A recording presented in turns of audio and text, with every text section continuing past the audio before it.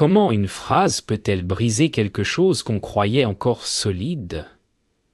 Quand ces mots ont frappé l'air, j'ai senti une vibration étrange, comme si le sol hésitait à m'abandonner. Pourquoi trahit-on ce qu'on ne comprend pas? Son regard glacial cherchait à me repousser, mais un autre souvenir a traversé mon esprit, celui d'une promesse devenue cendre. Et là, dans le silence qui suivit, j'ai senti la lettre dans ma main peser comme un cœur qu'on ne parvient plus à porter. Comment pardonner à quelqu'un qui ouvre la lumière en nous? Je n'ai pas répondu.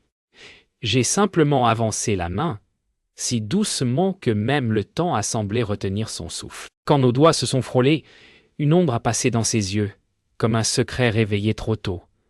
Peut-être savait-elle déjà que cette lettre ne lui rendrait pas le pouvoir qu'elle croyait détenir. Le silence était tiré, dense comme une nuit sans lune. Elle fixait l'enveloppe comme si elle contenait un fantôme, prêt à lui réclamer ce qu'elle avait refusé d'entendre. Pourquoi la vérité effraie-t-elle plus que le mensonge?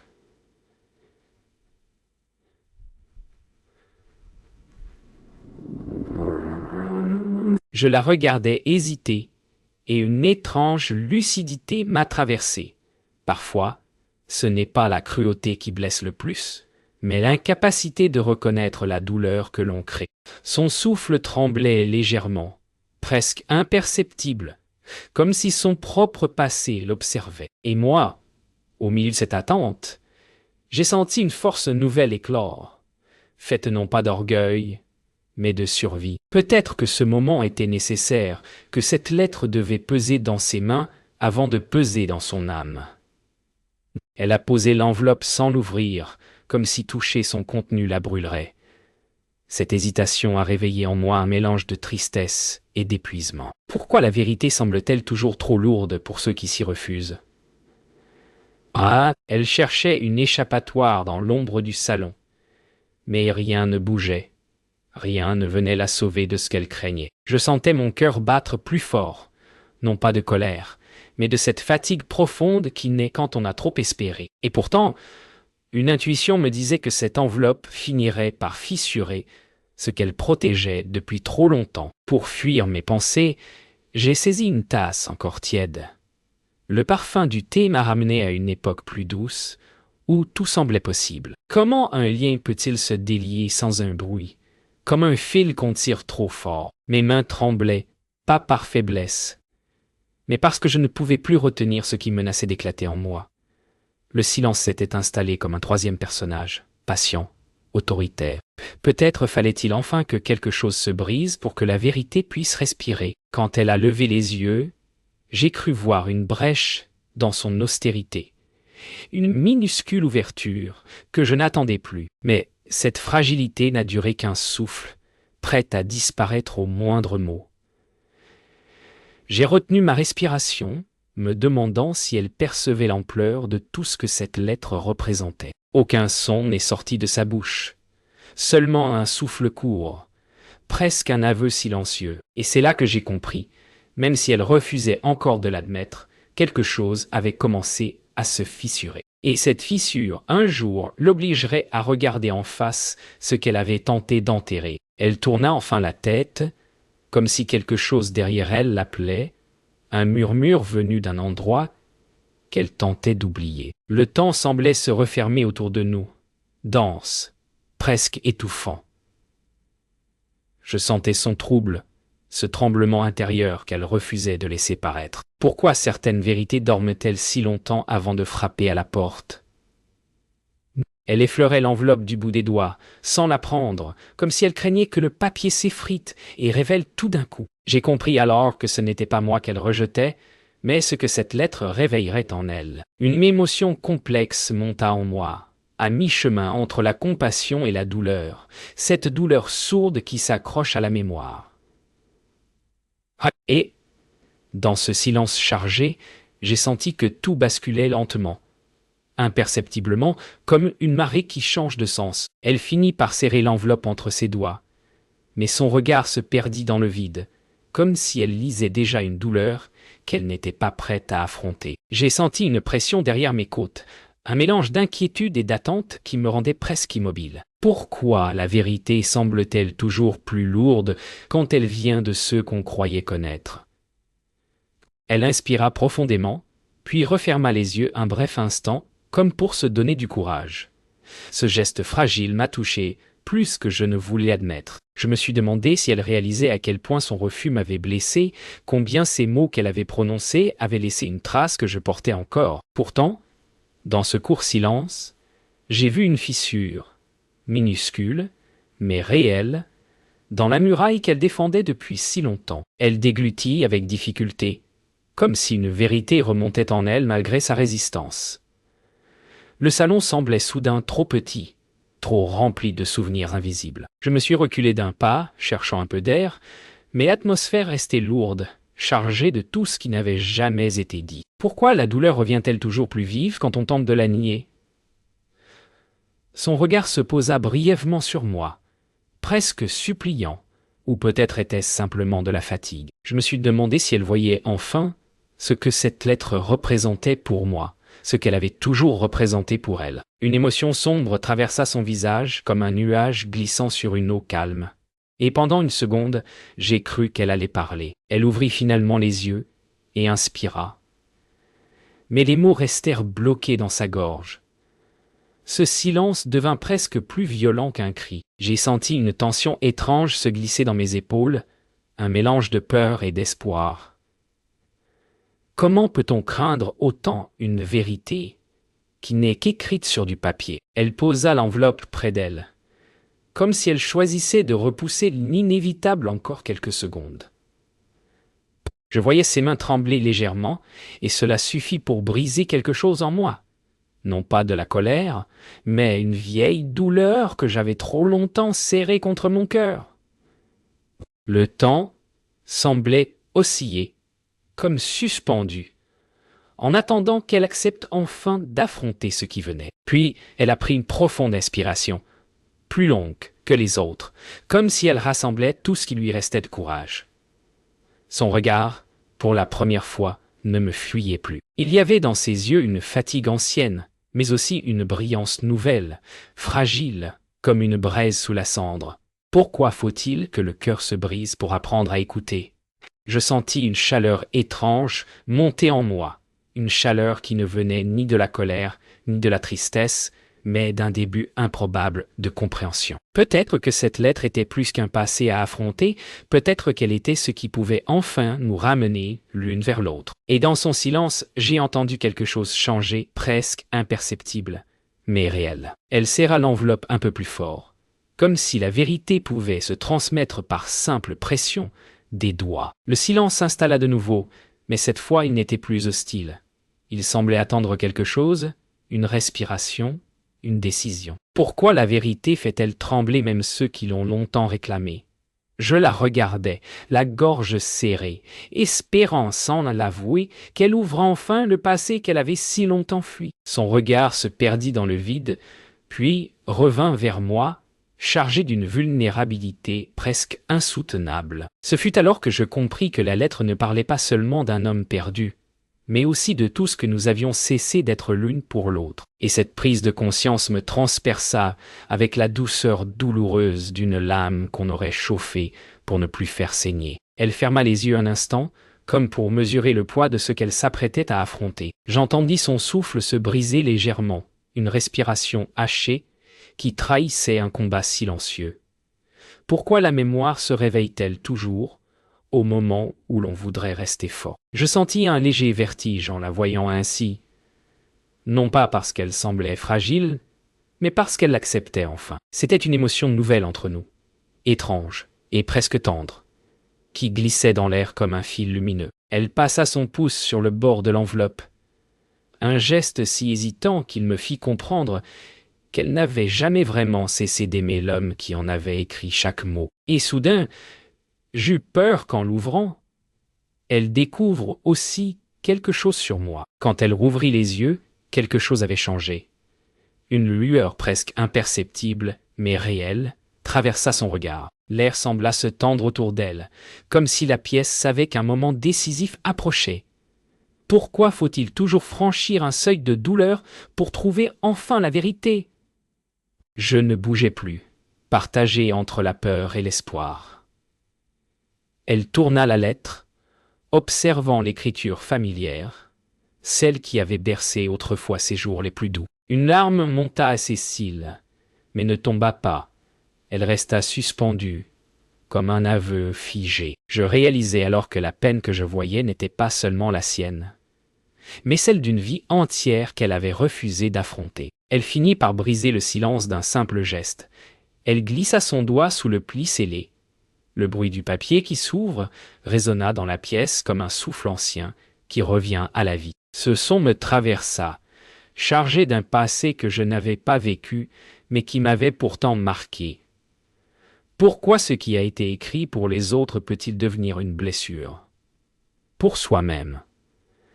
Son visage se contracta légèrement, comme si elle savait que chaque mot la toucherait plus qu'elle ne voulait l'admettre. Je retins ma respiration, consciente que ce moment définirait tout ce qui suivrait. Et alors que le papier se déployait lentement, j'eus l'impression que la pièce devenait plus lumineuse, comme si une vérité longtemps enfermée trouvait enfin le chemin vers l'air. Elle déplia la lettre avec une lenteur presque sacrée, comme si chaque seconde prolongeait la vie de celui qui l'avait écrite.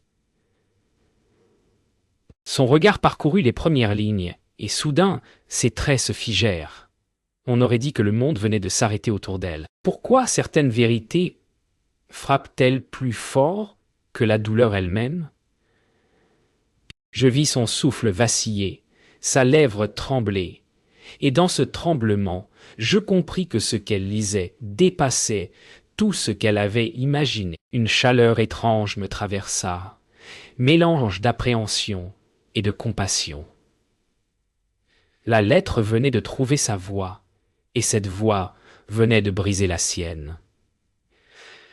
Dans ce silence, je sentis quelque chose se fissurer non seulement en elle, mais en nous deux, comme si une vérité enfouie cherchait enfin à s'imposer. Elle resta immobile, les yeux fixés sur les lignes qui semblaient la déchirer de l'intérieur. Je voyais son souffle se raccourcir, comme si chaque mot réveillait une blessure qu'elle croyait atteinte depuis longtemps. Pourquoi la vérité nous atteint-elle toujours au moment où l'on se pense à l'abri? Ses doigts tremblaient légèrement, et j'eus peur qu'elle laisse tomber la lettre, comme si elle devenait soudain trop lourde pour elle. Je sentais ma propre gorge se serrer, non pas par colère, mais par cette étrange solidarité que la douleur crée parfois malgré nous. Elle releva enfin les yeux, mais ce n'était plus le même regard. Il y avait une fissure, une ouverture, un quelque chose d'humain qui n'avait jamais eu la place d'exister entre nous. Et dans cette brèche, j'ai senti la possibilité fragile d'un avenir différent. Elle reprit sa lecture, mais cette fois ses yeux semblaient chercher quelque chose entre les lignes, comme si elle tentait de retrouver la voix de l'homme qu'elle avait perdu. Une émotion nouvelle glissa sur son visage, à mi-chemin entre la nostalgie et le regret. Pourquoi faut-il attendre qu'il soit trop tard pour entendre vraiment ce qu'on aime? Son souffle trembla, un souffle presque enfantin, fragile, comme si elle redécouvrait en elle une part endormie depuis des années. Je me tenais près d'elle, immobile, sentant que ce moment lui appartenait entièrement. Pourtant, un frisson me parcourut. Et si dans cette lettre se cachait une vérité qui m'impliquait plus que je ne le pensais? Elle cligna des yeux, puis serra la feuille contre son cœur, comme si elle tentait de retenir quelque chose avant qu'il ne disparaisse à nouveau. Elle se leva lentement, comme si la lettre donnait à ses jambes un poids nouveau. Ses yeux étaient rougis, mais quelque chose de déterminé s'y formait, une résolution presque douloureuse. Pourquoi a-t-il fallu tant de silence pour en arriver là? Elle marcha vers la fenêtre, les doigts serrés autour du papier, cherchant peut-être une lumière qui pourrait adoucir les mots qu'elle venait de lire. Je restai derrière elle, incapable de bouger, sentant que la pièce entière retenait son souffle. Dans le reflet de la vitre, je vis son visage trembler, puis se recomposer, comme quelqu'un qui s'apprête à affronter une vérité plus grande que sa propre douleur. Et à cet instant, J'eus la sensation étrange que ce n'était pas seulement son passé qui s'ouvrait devant elle, mais le mien aussi. Elle posa enfin la lettre sur le rebord de la fenêtre, comme si son poids l'épuisait. Ses épaules s'affaissèrent, et j'eus l'impression qu'elle venait de déposer une partie de son âme. Pourquoi faut-il toujours toucher le fond de la douleur avant de trouver le courage de remonter? Elle passa une main sur son visage, puis inspira profondément, un souffle long, presque tremblant, comme une prière silencieuse. Je fis un pas vers elle, hésitant, craignant de briser ce moment fragile où la vérité semblait encore suspendue. Elle ne me regarda pas, mais son corps tout entier vibrait d'une tempête intérieure que je n'avais jamais vue chez elle. Et soudain, j'ai compris que cette lettre n'était pas seulement un adieu, mais aussi un miroir qu'elle refusait depuis trop longtemps de regarder. Elle se retourna enfin, et pour la première fois, son regard ne portait plus de jugement, seulement une douleur nue, presque lumineuse. Cela me bouleversa plus que je ne l'aurais imaginé. Pourquoi ce qui nous blesse devient-il parfois ce qui nous rapproche? Elle ouvrit la bouche comme pour parler, mais aucun mot ne sortit. Pourtant, dans son silence, je sentis une demande, une reconnaissance, peut-être même un début de pardon. Mon cœur se souleva, partagé entre la peur d'espérer et le besoin de croire que quelque chose pouvait encore être réparé. Elle fit un pas vers moi, hésitant, fragile, mais réel, et dans ce geste minuscule, j'ai perçu le début d'un pont qu'aucune de nous ne pensait pouvoir reconstruire. Elle resta devant moi, immobile, comme si le temps lui-même hésitait à la laisser franchir ce moment fragile. J'entendais sa respiration trembler, glisser entre ses dents comme une vérité prête à éclore. Pourquoi faut-il parfois perdre tout repère pour enfin oser tendre la main? Ses yeux cherchaient les miens, pas pour imposer quoi que ce soit, mais pour comprendre, peut-être pour la première fois. Je sentis en moi un mélange étrange de douceur et de prudence.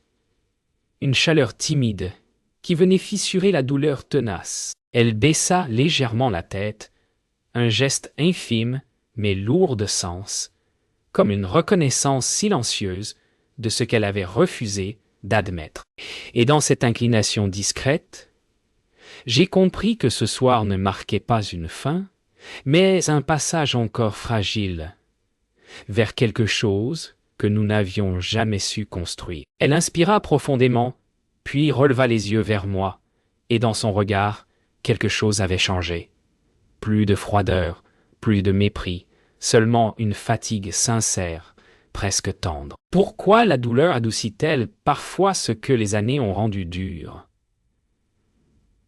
Je sentis une tension se relâcher entre nous, une corde invisible qui n'avait cessé de tirer depuis si longtemps. Elle posa une main sur le dossier d'une chaise pour s'y appuyer, comme si la lettre qu'elle avait lue lui avait retiré un poids qu'elle ne savait plus porter seule. Je m'approchai doucement, craignant malgré tout de brusquer ce moment fragile. Et à cet instant, j'ai compris que ce qu'elle cherchait à dire n'était pas dans les mots, mais dans ce simple geste de rester là, face à moi. Elle tenta de parler, ses lèvres frémirent, puis se refermèrent, comme si chaque mot menaçait d'ouvrir une brèche trop grande. Je vis son regard glisser vers la lettre posée sur le rebord de la fenêtre, et une larme silencieuse suivit la courbe de sa joue. Pourquoi les regrets arrivent-ils trop tard pour effacer ce qui a été blessé?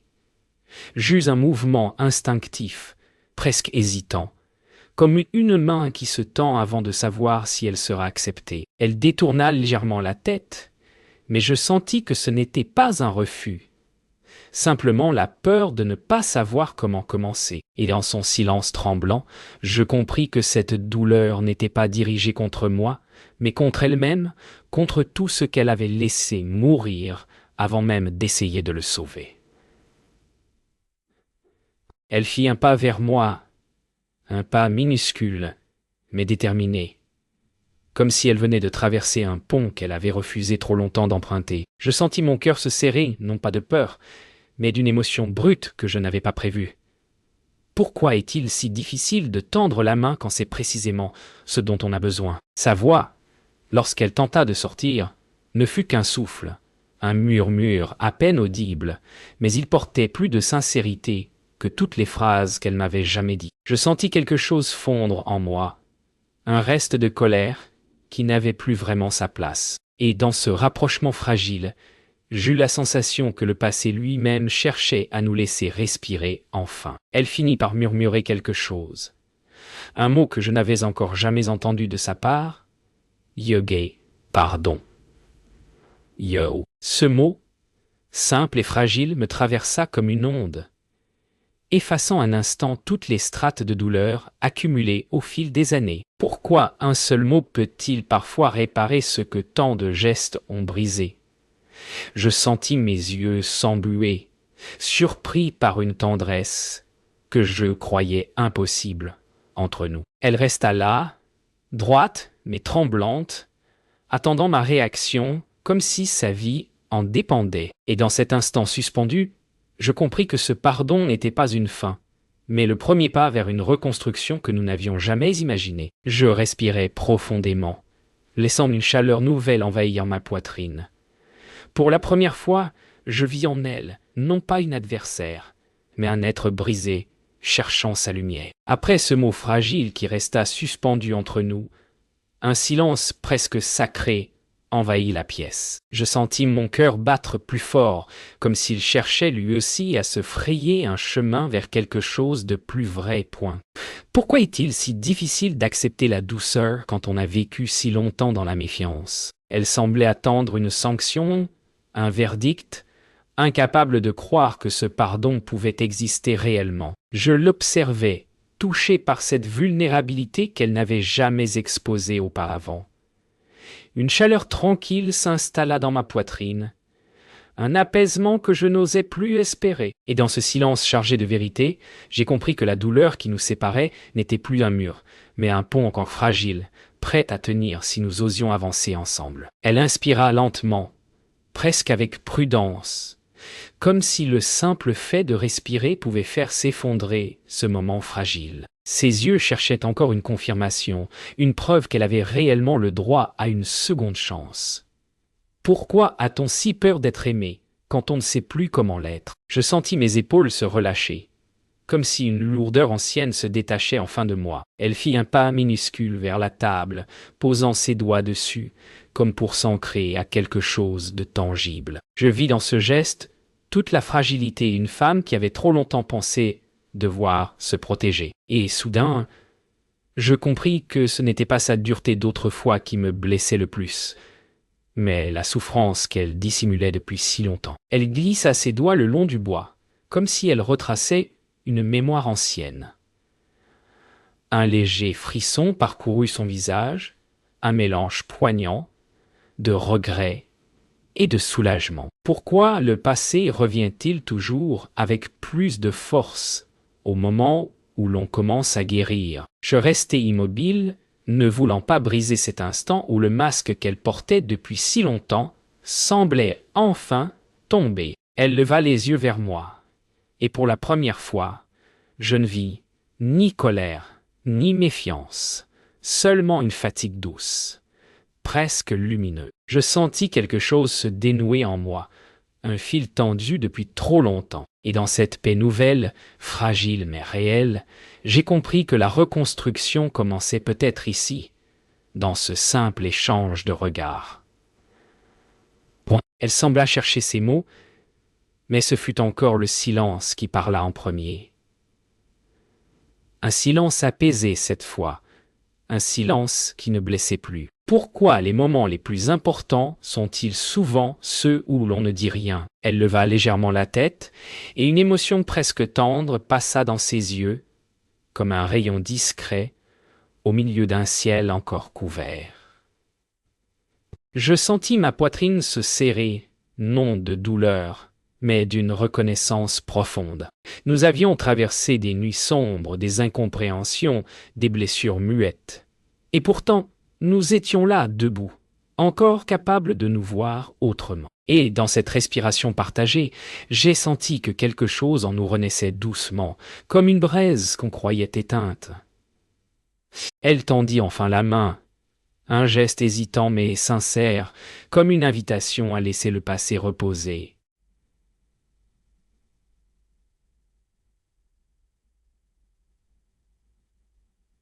Ce geste m'atteignit profondément. Plus que tout ce qu'elle aurait pu dire. Pourquoi la paix arrive-t-elle toujours quand on cesse de la chercher? J'approchai la mienne, doucement, comme si un simple contact pouvait nous ramener toutes les deux vers quelque chose de plus vrai. Lorsque nos doigts se frôlèrent, une chaleur familière se diffusa en moi. Une chaleur que je croyais impossible entre nous. Elle ferma brièvement les yeux, comme si ce contact lui rendait un souffle qu'elle pensait perdu. Et dans cet instant suspendu, je compris que nous venions toutes les deux d'accepter la même vérité.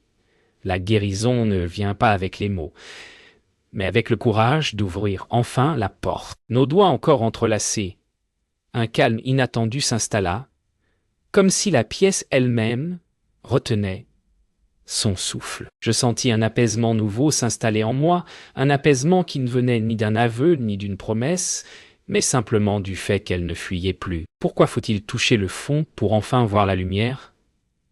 Elle ouvrit les yeux, et pour la première fois, je n'y lus ni jugement ni peur, seulement une sincérité fragile, presque timide. Je compris alors qu'elle ne cherchait pas à réparer le passé, mais à ne plus le laisser détruire ce qui restait. Une douceur inattendue m'envahit et je me surpris à respirer plus librement, comme si quelque chose se déliait enfin en moi. Et dans ce silence réparateur, j'ai senti que nous nous tenions toutes les deux à l'aube d'un nouveau chapitre. Elle retira sa main, mais avec une douceur qui disait plus qu'un long discours. Un léger sourire, presque invisible, effleura ses lèvres.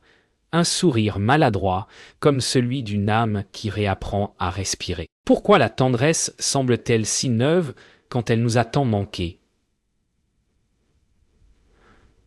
Elle essuya discrètement les traces de larmes qui séchaient sur sa peau, puis se détourna un instant, non pour fuir, mais pour retrouver un peu de force. Je restai immobile, ému par la simplicité de ce moment, consciente que rien n'était miraculeux, mais tout était possible. Elle inspira plus profondément, et ce souffle portait quelque chose de nouveau.